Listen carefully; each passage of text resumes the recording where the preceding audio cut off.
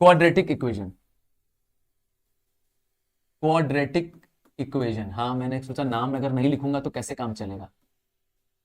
तो इस chapter quadratic equation, पहली चीज क्वाड्रेटिक इक्वेशन जो चैप्टर है हमारा, वो एक बेसिक रूल पे बेस्ड है। क्या? कि इसमें highest value of the variable is 2। नहीं, आओ समझाते हैं। अगर कहीं पे लिखा हुआ है A X square plus B X plus C is equal to 0, तो ये है standard form of quadratic equation. क्या है इसमें? Standard form of quadratic equation. इसमें मेरा वेरिएबल है एक्स, हाँ वेरिएबल है मेरा एक्स, इसकी हाईएस्ट वैल्यू कितनी है? 2 है। यही इसको कहते हैं क्या? Quadratic equation. इसके दो आंसर आएंगे, जिसको हम कहते हैं दो रूट्स आएंगे इसके अंदर। कितने? 4 नहीं, 2 रूट्स आएंगे इसके अंदर। ठीक है। क्या होगा अगर सर यहां 4 हो जाएगा? तो 4 अगर होगा तो आप स्क्वायर पे स्क्वायर बना देंगे। अगर यहां x4 और यहां x स्क्वायर आ जाएगा तो क्या ये क्वाड्रेटिक इक्वेशन नहीं रह जाएगा? रहेगा, पर आप स्क्वायर पे स्क्वायर करके क्या करेंगे? इसको क्वाड्रेटिक में कन्वर्ट कर देंगे। पर अगर x क्यूब होगा तो ये किसी भी हालत में क्वाड्रेटिक इक्वेशन नहीं होगा। ध्यान ये देना है इसमें, a should never be equal to 0। A 0 नहीं हो सकता। ए क्या है? एक्स स्क्वायर के साथ वैल्यू 0 नहीं हो सकती। ये 0 हो सकता है, ये 0 हो सकता है। मतलब सबसे बेसिक नीड किसकी है? हमें ए एक्स स्क्वायर की जरूरत है। आओ एक एग्जांपल से समझते हैं। आपके पास दिया हुआ है 2x square plus 10x plus plus क्या कर दे कि 10 आ जाए? 2 5 जा 10, प्लस कर बेटा, नहीं, यहां 7 कर देते हैं। ठीक, आगे देखिए, मैंने एक क्वेश्चन आपके लिए बना दिया। पहली चीज है, क्वेश्चन को एक स्टैंडर्ड फॉर्म में लिखा है कि नहीं लिखा है? हाँ, सबसे पहली जरूरत है कि क्वेश्चन एक स्टैंडर्ड फॉर्म में होना चाहिए। अगर ये जम्बल्ड होगा, मतलब पहले 5 होगा, 2x स्क्वायर इधर उधर होगा, तो पहले आपको इस रूप में बनाना पड़ेगा। क्या करना पड़ेगा? एक्स स्क्वायर आगे, फिर x, फिर कांस्टेंट, फिर इक्वल टू और 0। इस स्टैंडर्ड फॉर्म में पहले चेंज करना पड़ेगा। फिर क्या करेंगे? अब इसमें अगर आपको क्लियर कर देता है क्वेश्चन में कि यूजिंग फॉर्मूला, तब तो फॉर्मूला लगाओ, क्वाड्रेटिक फॉर्मूला लगाना है। और अगर आपको क्लियर नहीं करता है क्वाड्रेटिक फॉर्मूला, बट आपको लिखता है इन 2 डेसिमल प्लेसेस, तो समझ जाइएगा क्वाड्रेटिक फॉर्मूला ही लगेगा। अगर लिखा हो solve the quadratic equation up to 2 significant places या 2 डेसिमल प्लेसेस, समझ जाओ फॉर्मूला ही लगेगा। वैसे अभी जो मैंने एग्जांपल दिया है, इसको फैक्टराइजेशन से सॉल्व कर रहा हूं। किससे? फैक्टराइजेशन से सॉल्व कर रहा हूं। ये क्या होता है? आइए देखिए, ये क्या होता है। इसमें आपको a और c को मल्टीप्लाई करना होता है। a को और c को मल्टीप्लाई कर दो, 2 और 5 को मल्टीप्लाई कर दो, आ जाएगा आपके पास 10। अब 10 का मिड टर्म ब्रेक करो कि आपके पास 7 आ जाए। 10 को मिड टर्म ब्रेक करोगे 7 आ जाए। देखिए 2 5 जा, तो 2 प्लस 5 कर दोगे 7 बन जाएगा। आइए करते हैं। यहां पर क्या हो जाएगा? ये 2x स्क्वायर रिपीट, यहां पे आ जाएगा 5x प्लस 2x प्लस 5। ये 5x प्लस 2x कहां से आया? इससे आया। 5x और 2x प्लस करने पर, ध्यान से सुनिए, प्लस करने पर या इनको दोनों को माइनस करने पर आपके बीच का टर्म आना चाहिए, इसीलिए इसको मिड टर्म ब्रेक के नाम से भी जाना जाता है। अब आपके पास क्या हो गया? ये 4 टर्म्स में चेंज हो गया।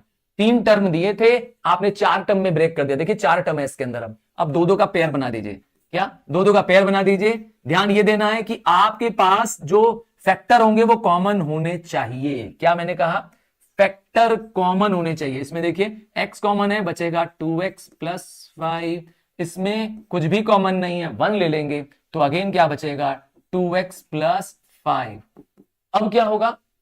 चैप्टर का नाम, अब क्या होगा देखिए ध्यान से, अब क्या होगा देखिए ध्यान से। आपके पास ये 2 अगर फैक्टर सेम आ गए, साइन भी सेम है, तो ही समझिए आपका आंसर सही है।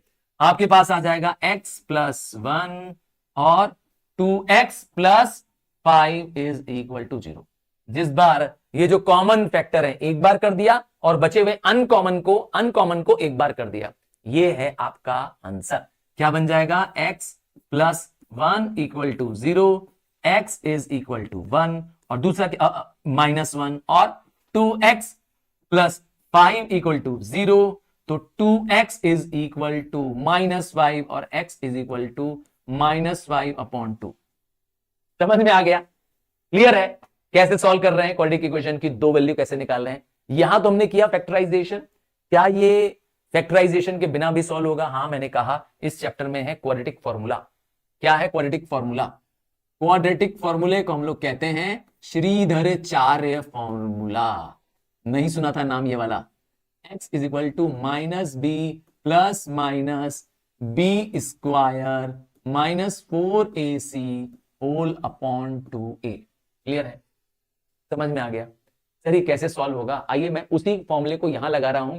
वैसे मैं बता दूं, जब क्वेश्चन में लिखा रहेगा कि एक क्वाड्रेटिक इक्वेशन दी हुई है और आपसे कहेगा कि 2 डेसिमल प्लेसेस पे या 2 सिग्निफिकेंट पोजीशंस तक सॉल्व करना है, तो आप समझ जाइएगा कि यही फॉर्मूला लगेगा।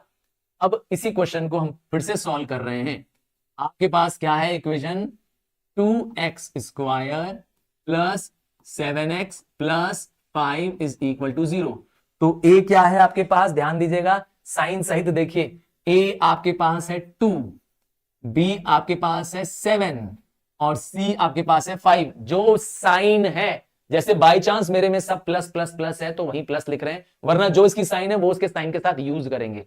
अगर b में लिखा होता -7 तो मैं बोलता b -7 है। अब पुट कर देते हैं। b क्या लिखेंगे? b लिखेंगे 7, तो यहां लग गया -7 plus minus b square, b मतलब 7 का स्क्वायर -4 इंटू a कितना है 2 इंटू c कितना है 5 होल अपॉन 2 इंटू 2। आइए और सिंप्लीफाई करें।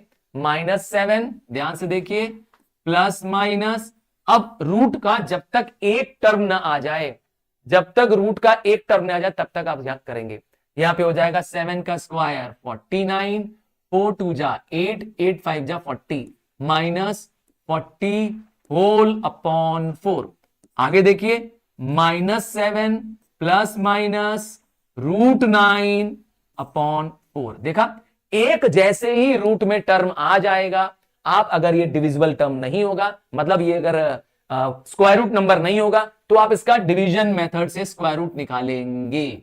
मेरे केस में तो ये सिंपल है, मेरे केस में तो ये स्क्वायर रूट नंबर है, इसलिए मुझे टेंशन नहीं है। ठीक है, क्या कह रहे हैं? पर अगर स्क्वायर रूट नंबर नहीं होगा, ध्यान से सुनिए मेरी बात को, स्क्वायर रूट नंबर अगर नहीं होगा तो आपको इसका डेसिमल में स्क्वायर रूट निकालना होगा। कितनी प्लेसेस पे? कम से कम 2 प्लेसेस पे। क्लियर? हमारे केस में आ जाएगा, इसमें देखिए यहां से 2 पार्ट में ब्रेक हो जाएगा, -7 प्लस 3 अपॉन 4, और दूसरा क्या ब्रेक होगा? दूसरा ब्रेक होगा -7 माइनस 3 अपॉन 4। यहां पे सॉल्व करेंगे, यहां पे सॉल्व करेंगे तो आ जाएगा -1, और यहां सॉल्व करेंगे तो आ जाएगा -10 अपॉन 4, जिसका मतलब हो गया -5 अपॉन 2। देखिए आपने क्या दोनों आंसर निकाला था? पहला निकाला था -1, दूसरा निकाला था -5 अपॉन 2। देखिए देखिए श्रीधराचार्य लगाने से अर्थात क्वाड्रेटिक इक्वेशन का फॉर्मूला लगाने से क्या दोनों आंसर अलग आए हैं क्या? नहीं, दोनों आंसर सेम होंगे। बस ध्यान ही देना है कि डिवीजन मेथड लगा, ये स्क्वायर रूट जब दिया है तो समझ लीजिए कि ये यूजुअली क्या होगा? डेसिमल में आएगा। ये स्क्वायर रूट निकालने के बाद ही यहां सॉल्व करेंगे। समझ में आ रहा है? क्लियर है? आगे बढ़ जाए। क्या होगा अगर आपको डिस्क्रिमिनेंट पता करना हो? यार ये डी क्या होता है? D is discriminant.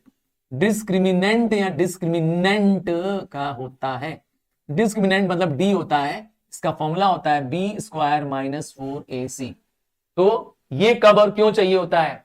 हाँ, ये कब चाहिए होता है? जब हमें नेचर ऑफ रूट निकालना होता है। क्या निकालना होता है? Nature of the answer. Root मतलब जो इसके आंसर्स आ रहे हैं, मुझे अगर वो निकालना है, क्या मुझे अगर आंसर निकालना है कि रूट कैसे आएंगे, 2 रूट आएंगे, मैंने बताया था, क्योंकि क्वाड्रेटिक का पावर क्या है? 2। याद है ना, एक्स स्क्वायर होता था कि नहीं होता था? तो इसके 2 रूट्स आएंगे ही आएंगे। तो नेचर ऑफ रूट निकालना है तो आपको डी निकालना है। अगर डी की वैल्यू ग्रेटर देन 0 है तो समझ जाइए रियल, डिस्टिंक्ट और पॉजिटिव रूट होंगे। क्या होगा? रियल, डिस्टिंक्ट और पॉजिटिव रूट होंगे। अगर डी की वैल्यू इक्वल टू 0 है तो रियल, इक्वल, रूट्स होंगे। कीवर्ड याद कर लीजिए, इसमें रूट्स कैसे होंगे, दोनों इक्वल होंगे। अगर डी की वैल्यू 0 आ गई और अगर डी की वैल्यू लेस देन 0 आ गई तो अनरियल, क्या, अनरियल और नेगेटिव या इमेजिनरी रूट्स होंगे। अब डी कैसे निकालेंगे, मैंने कहा बस इतना पुट करना है, बी स्क्वायर माइनस 4ac।